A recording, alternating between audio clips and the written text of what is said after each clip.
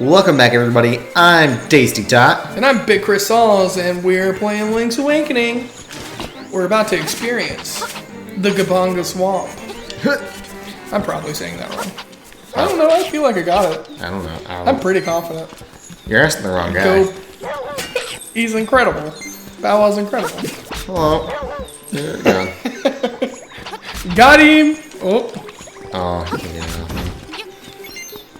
No, because he would eat you, and you are his friend, and he would never betray a friend.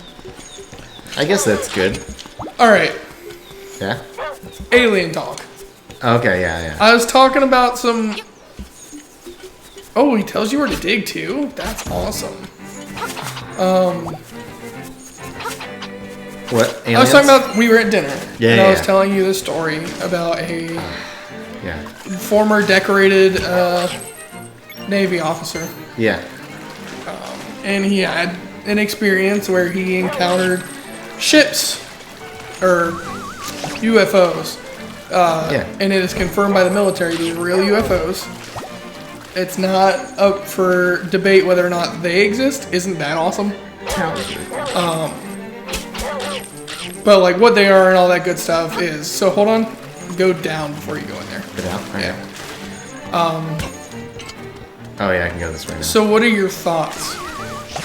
So the story is, they went out to find an item or find out what an unidentified object was on the radar. They saw down in the water this giant object about the size of a Boeing 747 in a cross shape. Then they saw a Tic Tac shaped item that was about 40 feet in length, moved all over the place like a ping pong ball. But it was moving far faster than any technology the U.S. government has, and it disappears. They turn around to try and see what the thing is in the water, and it's gone. Something the size of a Boeing 747 is just gone. Yeah. And these are jets, so it's not like they turn around and it took them an hour to get back. Yeah, they can bank pretty fast. Yeah. So what are your thoughts? Okay, so On this alien talk. I don't think they are aliens. I mean, I said this at dinner. I think it's like an underground society of like super high technology and stuff like that. Like, do you actually mean underground? Well, not like maybe not underground, but like. Do you mean like secret when you say underground? Yeah, like secret. Underground. Like not. But nobody knows except for the people that are in it. But what could be so underground our government doesn't know about it, or any government on Earth? Like, because if you think about it, the technology that they have, because this thing is faster than anything we have it's immeasurable. Yeah. Like, they have a gravitational pull engine is what our government has determined. And we can achieve that technology, just not with anything we have in the next, 100 years.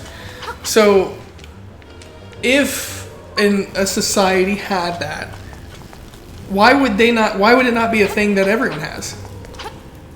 What's up, Phil? What's goody? Because it would literally change the way life on Earth is.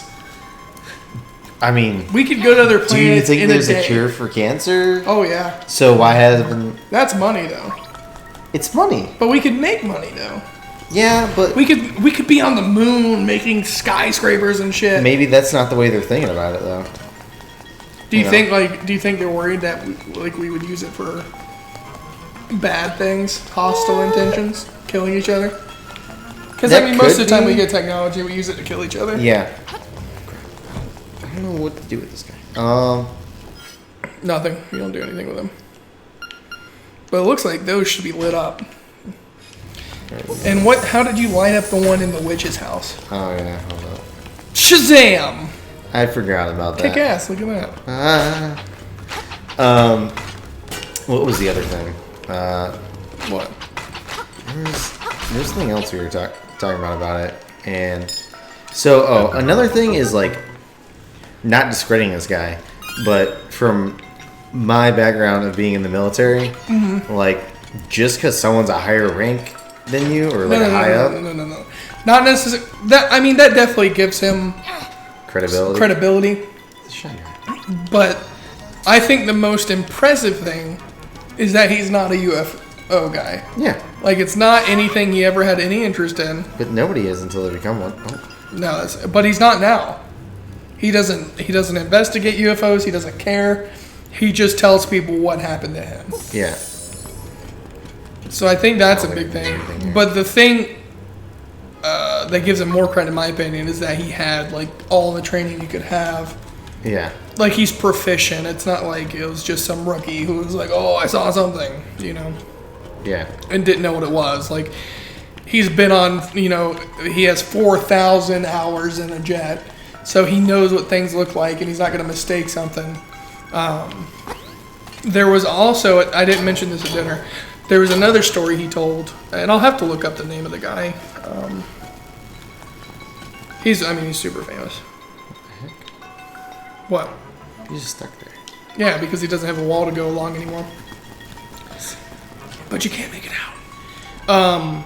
There's another event where they were doing, or actually I think this may be a story he was telling about another guy back in the 80s or 70s, about a guy who was going to retrieve a torpedo that, they found on a radar and they needed to get out of there. It was from a war, and they were just trying to extract the tomato from the sandwich. Tomato from the sandwich, because it was such a great tomato. Because there was too much tomato. But extract the tornado from the water. Yeah. And then as they're pulling it up, a giant black mass comes up from underneath it, and the guy who is lowering the diver starts screaming and starts pulling him up, and the diver's confused. He doesn't know what's going on because the mass was so big he couldn't see it because it was covering so much area. And it's not a submarine because the guy said once you've seen a submarine, there's no mistaking anything else for it. These are really cool. The Shy Guys, they have really cool mechanics.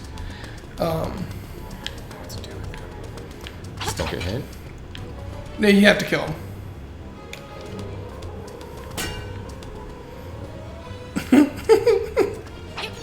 Almost. There you go. Yeah, now we're thinking. Yeah. That's how we do it. But then as they had approached the torpedo, yeah, it got sucked down. Hey, that's the first time I've heard him bark. That's crazy. Told you he could. Yeah. But yeah, it gets sucked down. And when they were giving their report, they were like, oh, okay, it was like a water current, it just fell. Or it started taking on water, and it slowly drifted down. And they were like, no, it was pulled. It was like something grabbed it and was yanking it down. Because the theory behind these crafts are that they can go underwater. Because it's not like any kind of propulsion system we have where it's either sucking air out in and then shooting it out, or sucking water in and shooting it out. Because of the gravitational pull, it doesn't matter. It can go in water, it can go in air, it can go in space. Yeah. Well, I don't know about space. There's not gravity in space. So I don't know how that would work. Yeah, so then if they're using gravity... Well, it could link up to a mothership or something. Oh, I guess, yeah, but... So secret society was what you were thinking? Yeah. So you really think there's like a secret society? Yeah, I mean, there's definitely secret societies around the world. It's just whether or not they have those capabilities, you know? But do you think they're like controlling shit? Do you think they like run governments? I don't think they... to go underwater than they'll go into space. This man's not wrong. But, no, like, I don't think they're running the governments, but I think they have the power to pull strings to get things done that they want done, you know? Okay, so they're influencing governments. Yeah, they have, like, super strong influences. And maybe we'll influence people next time on Off Topic Gaming. That's a super quick episode. I feel like it just flew by. Peace!